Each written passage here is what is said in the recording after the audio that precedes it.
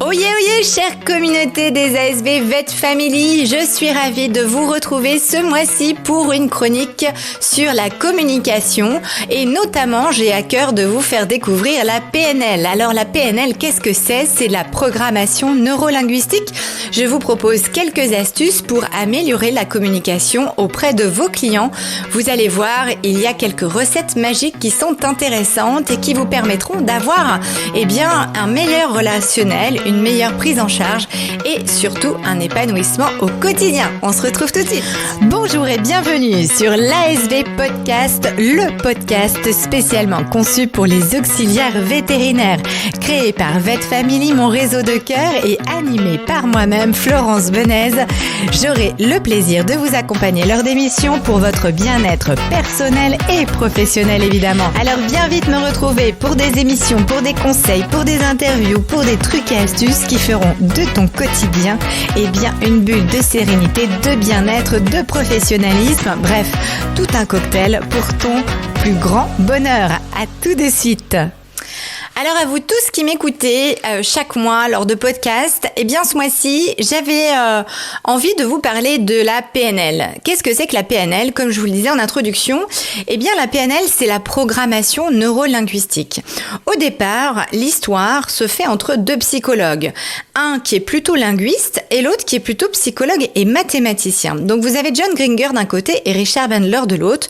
Deux personnes qui se sont dit, mais à compétence égale et à quotient intellectuel égal, comment ça se fait que des gens réussissent plus que d'autres ? Et donc, ils ont commencé à élaborer certaines analyses, certaines observations et ils en ont établi tout plein de protocoles finalement pour essayer de modéliser, donc d'imiter finalement le comportement et établir des stratégies d'excellence. Alors, la PNL a parfois été un petit peu décriée comme étant des techniques manipulatoires. Moi, j'ai coutume de dire que quoi qu'il arrive, lorsqu'on communique, on est dans une certaine manipulation. Après, à chacun de choisir son camp. Soit vous êtes dans la bienveillance et puis l'éthique et le professionnalisme, soit vous êtes de l'autre côté et là, auquel cas, on ne s'adresse pas à cela. Donc, pourquoi j'avais envie de vous parler de la PNL ? Parce que ce sont des techniques qui sont pour moi très accessibles, très simples et qui peuvent vraiment améliorer des situations très rapidement. Alors on va voir ensemble ce mois-ci quelques concepts de la PNL, quelques présupposés et postulats et on va voir comment on adapte ça dans le monde vétérinaire et au quotidien pour vous. Le premier principe, c'est la carte n'est pas le territoire. Qu'est-ce que ça veut dire ça ?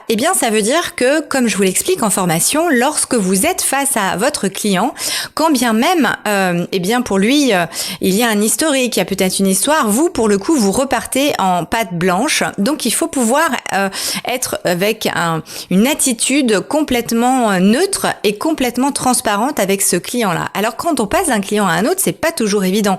Et puis, vous venez peut-être d'enchaîner une chirurgie qui s'est peut-être pas très bien passée, vous arrivez devant un client qui lui est d'une humeur complètement différente et donc pour le coup, et c'est pas toujours évident de se remettre au même niveau que son client et pourtant c'est ce que vous devez faire effectivement à l'accueil pour améliorer les relations. Donc la carte n'est pas le territoire, ça veut dire c'est pas parce que vous-même avez vécu des choses ou que vous avez certaines croyances ou certaines valeurs ou certains jugements par rapport à sa façon de parler, sa façon de se tenir, sa façon de vous... Voilà, essayez de faire abstraction de tout ça et au contraire d'être dans un mode de questionnement. Je sais pas si certains d'entre vous se rappellent, mais lors de formation, je me balade toujours avec un post-it au milieu du front avec un grand point d'interrogation où je vous dis ayez le réflexe de toujours poser des questions, évitez de prendre les choses à cœur ou de manière trop personnelle quand les gens sont avec une forte émotion, de manière à ce que vous puissiez vraiment rester dans votre expertise, dans votre approche conseil pour que la relation se passe au mieux. Voilà. Le deuxième principe, la signification d'une communication réside dans la compréhension que l'autre en a. Donc pas toujours évident de pouvoir effectivement savoir décoder ce que l'autre est en train de nous dire. Encore une fois, vous avez le comportement que la personne va afficher et puis vous avez finalement ce qui ressent.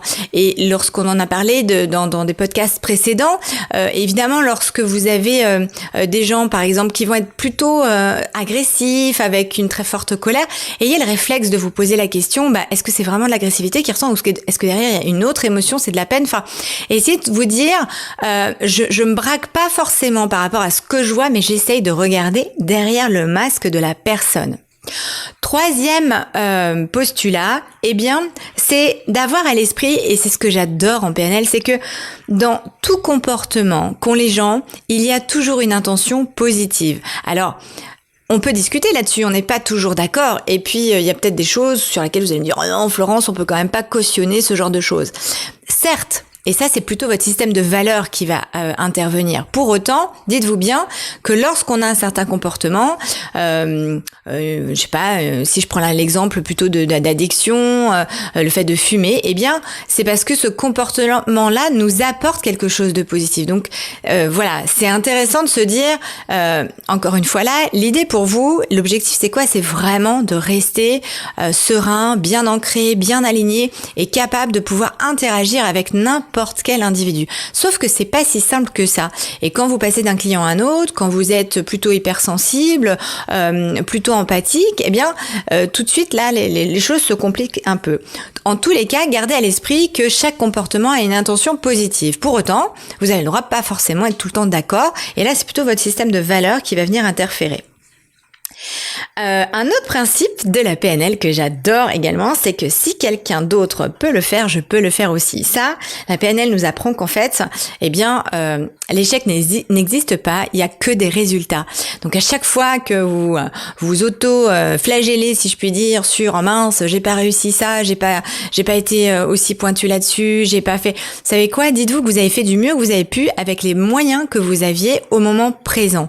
Maintenant, c'est qu'est-ce que vous allez pouvoir, et les questions à vous poser, c'est qu'est-ce que j'en retire de cette expérience, qu'est-ce que je retire finalement de ce que je qualifie comme échec, et quelque part, comment j'en fais une stratégie après de croissance et de performance pour m'améliorer dans les situations prochaines. Voilà. Donc on en est rendu à combien? 1, 2, 3, 4, 5. Cinquième étape, cinquième postulat, la vie et l'esprit forment des systèmes. L'être humain est un tout, c'est un système. Et donc il y a ce que vous dit votre mental, ce que vous dit votre esprit, ce que vous dit votre cœur et ce que vous dit votre corps. Et j'aime à dire, et vous le savez pour ceux qui ont suivi mes formations, il faut reconnecter tout ça. Donc il y a effectivement ce que votre mental dit et puis il y a ce que vous ressentez. Pensez toujours à être à l'écoute au niveau de tout ce qui se passe dans votre corps. D'ailleurs, les gens qui font des burn-out ou qui sont en grande fatigue lorsque dans leur vie professionnelle, c'est souvent ces gens-là ont quand même des signaux précurseurs auparavant que leur corps leur a fournis. Ils ont eu des petits bobos avant, etc. Mais ils s'écoutent pas forcément. Donc je vous invite, et je sais que dans cette communauté, l'avantage que vous avez, c'est que vous êtes des gens en général, attention, je ne parle pas pour tout le monde, mais dans la grande majorité des communes de la population des auxiliaires vétérinaires, vous êtes vraiment de base empathique, avec une hypersensibilité assez intéressante, qui fait de vous des personnes qui détiennent une intelligence émotionnelle plus élevée. C'est très chouette parce que ça veut dire que vous avez le talent de pouvoir identifier auprès de vos interlocuteurs tout de suite finalement ce qu'ils ressentent et de capter plein de choses. Pour autant, j'aime à vous dire que lorsqu'on a des super pouvoirs comme ça, il faut apprendre à les canaliser, à les maîtriser et donc à se protéger également de tout ce que vous allez pouvoir recevoir comme information. Et donc de fait, il y a un vrai travail à faire entre ce qui vous appartient et ce qui appartient à la personne en face de vous. Et lorsque vous sentez que ça c'est un point à particulièrement travailler, les premières choses à faire, c'est de se dire ok, est-ce que là ce que je ressens c'est moi ou est-ce que c'est la personne et comment je peux faire? Alors il y a plein de techniques et on pourra en reparler parler, qui peuvent vous aider à ça. Moi, j'aime à dire que la première technique, c'est ce que je vous dis en formation aussi, c'est que lorsque vous regardez un film, si vous êtes très sensible, eh bien déjà, entraînez-vous à pas pleurer. C'est-à-dire que entraînez-vous à ce que lorsque vous êtes devant un film et puis c'est fort en émotion, bah là vous dites non mais attends, c'est un film en fait, c'est pas moi en fait, je suis pas dans la scène, je la regarde la scène. Et ça en PNL, c'est plein d'exercices qu'on fait comme ça qui sont super intéressants, c'est ce qu'on appelle la dissociation, c'est de pouvoir se dissocier finalement de l'événement, de l'action qui est en train de se passer en vraiment projetant finalement la scène en dehors de nous.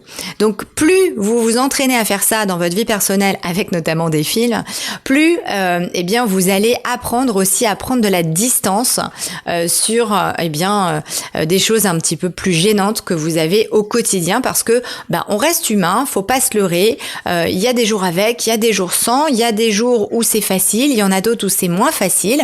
Et puis vous savez quoi, quand c'est moins facile, dites-le, exprimez-le, faites en sorte de sortir finalement votre émotion, alors pas forcément devant le client, et pourquoi pas, j'ai envie de vous dire, parce que je prends l'exemple toujours de, vous avez eu un gros pet le matin en chirurgie, vous arrivez devant le client, ça vous a interpellé, vous n'êtes pas forcément bien. Le client, il peut tout à fait entendre que on a eu une urgence ce matin qui s'est pas très bien passée, donc excusez-moi, je suis pas au top là ce matin, donc pour autant, je vais faire de mon mieux pour vous épauler. Qu'est-ce que je peux faire pour vous? Et hop, et là vous allez voir que les gens sont ultra sympathiques, parce que lorsque la nature veut que quand on a quelqu'un qui l'exprime et qui le dit, la première chose qu'on fait, c'est de l'aider. Alors il y en aura toujours qui ne l'aideront pas, mais vous savez quoi, dans la grande majorité, ça sera quand même le cas, et ça c'est chouette. Donc apprenez à vous libérer, apprenez à être à l'écoute de votre corps, apprenez à relier tout ça.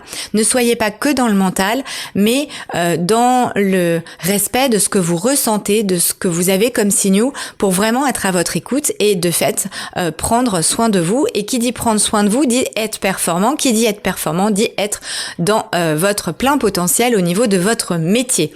Vous avez un métier de cœur, soyez vous aussi dans votre cœur pour pas vous perdre. Voilà.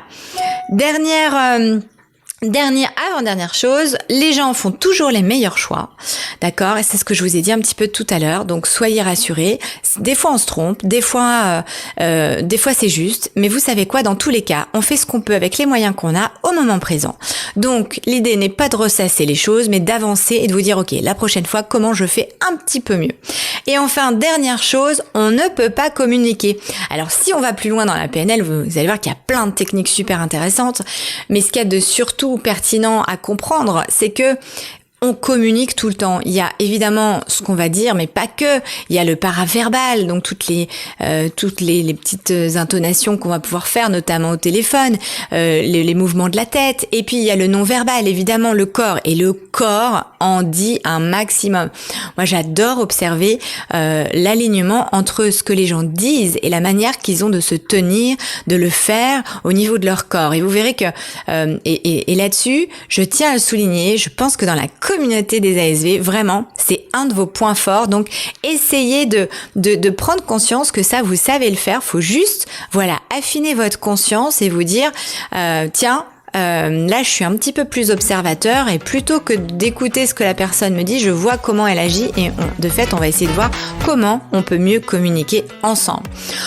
Voilà, écoutez, j'espère que toutes ces petites astuces vous auront aidé. Je vous retrouve cet été pour des chroniques spéciales été. J'attends vos commentaires, vos réflexions et si vous avez besoin que je vous épaule sur un sujet particulier, pensez à m'écrire et avec plaisir, je réponds à votre problématique. Je vous souhaite un très très bel été, bon courage à tous ceux et celles qui vont avoir un peu plus de surcharge de travail avec les vacanciers et je vous dis à très bientôt. Ciao ciao.